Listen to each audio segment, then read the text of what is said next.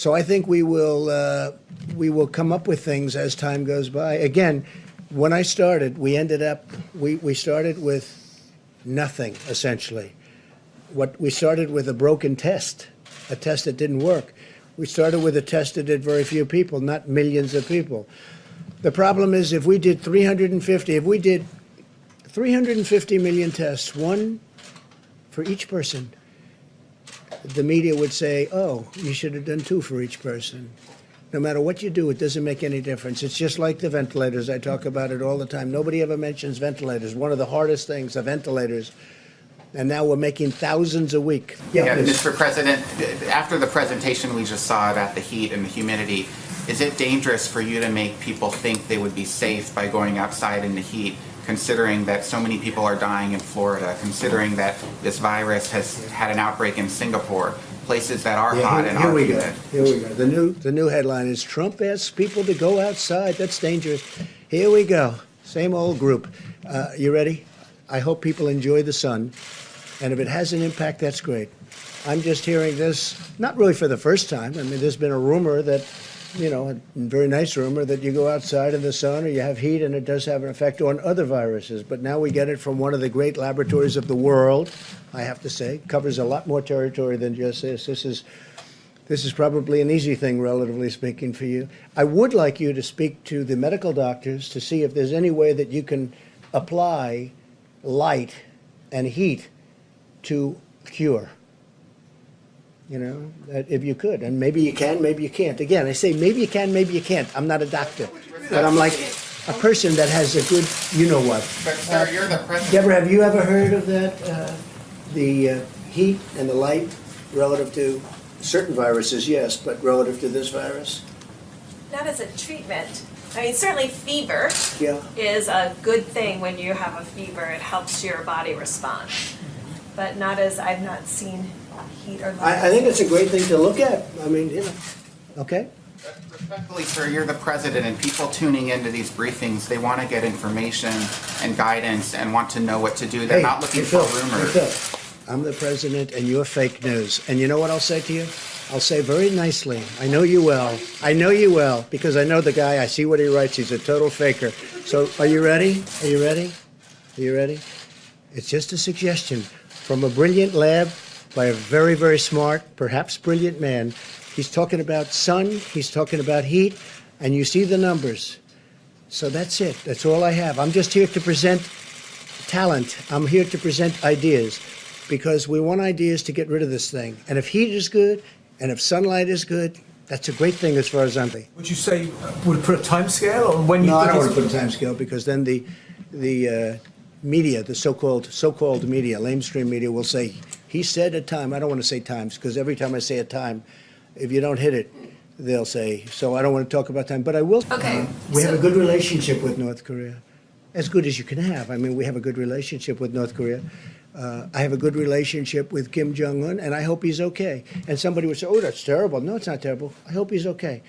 And I think it was a fake report done by CNN. So can I ask you a question? What do you have? Go ahead. No, that's enough. Go ahead. Can I ask? But that wasn't my question. The problem is you don't write the truth. So, as far as I'm concerned, I want to go to the next Can I one. ask you a question about... No, not CNN, please. Go ahead. The White House has not You don't. responded to the I told you. CNN is fake news. Don't talk to me. Go ahead, please. But he says he was retaliated against, and that's why he was removed from his job. Do you have a response to that? Okay, next question. Mr. President, I have two questions, one on behalf of a colleague who's not here because of social Just distancing. ask one, please.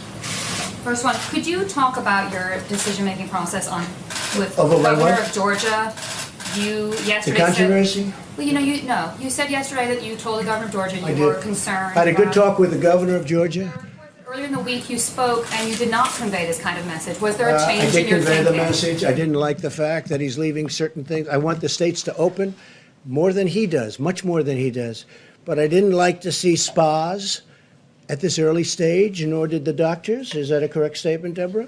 I didn't like to see spas opening, frankly. I didn't like to see a lot of things happening, and I wasn't happy with it. And I wasn't happy with Brian Kemp. I wasn't at all happy because, and I could have done something about it if I wanted to, but I'm saying let the governors do it. But I wasn't happy with Brian Kemp. Spas, beauty parlors, tattoo parlors, No, that. And by the way, I want them to open. Excuse me. Your medical Excuse me. experts? I want them to open, and I want them to open as soon as possible. And I want the state to open.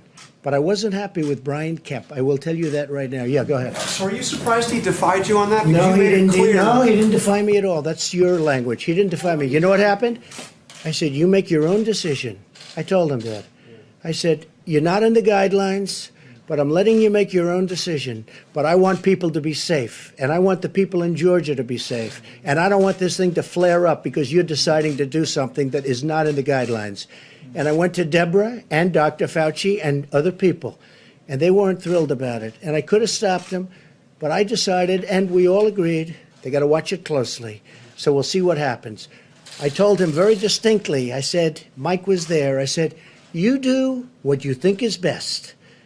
But if you ask me, am I happy about it? I'm not happy about it, and I'm not happy about Brian Kemp." Go ahead, please. Yes, thank you. Looking forward to November, the election.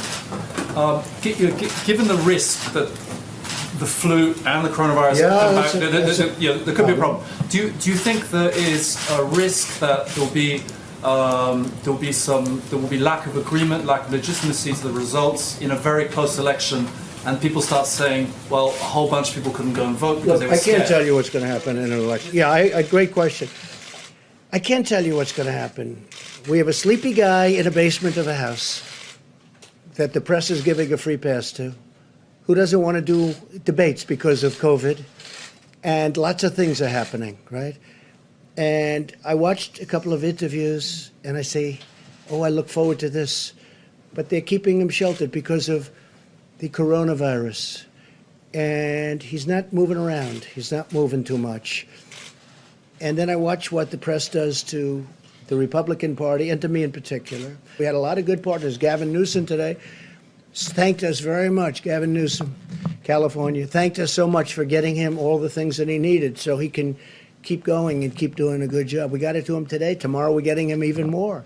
Would have been harder for him to get it than us. We agreed to get it. We got it on time. He said promises made, promises kept. He actually said that in a statement today. We've done a good job. We've gotten very little credit for the great job we've done because of the media, because the media is not an honest media, in my opinion, much of it. Not all of it. We have some great reporters that I have tremendous respect, but much of the media is not honest. So I can't tell you about the election. You have a Democrat Party, and you have a large portion of the media automatically giving a guy a pass. He's been given a pass.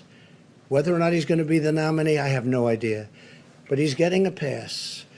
And the media isn't covering the great job that we've done, whether it's Mike's task force, which has been incredible, whether it's the way we mobilized in a warlike operation to build these incredibly complex and very expensive ventilators. They're very expensive to build and very complex.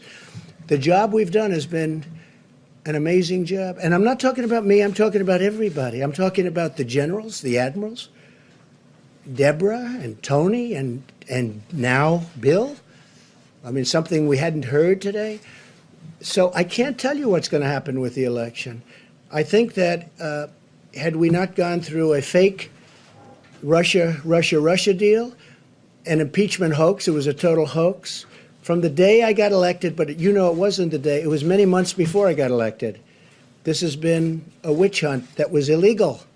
It was an illegal witch hunt. It was illegal.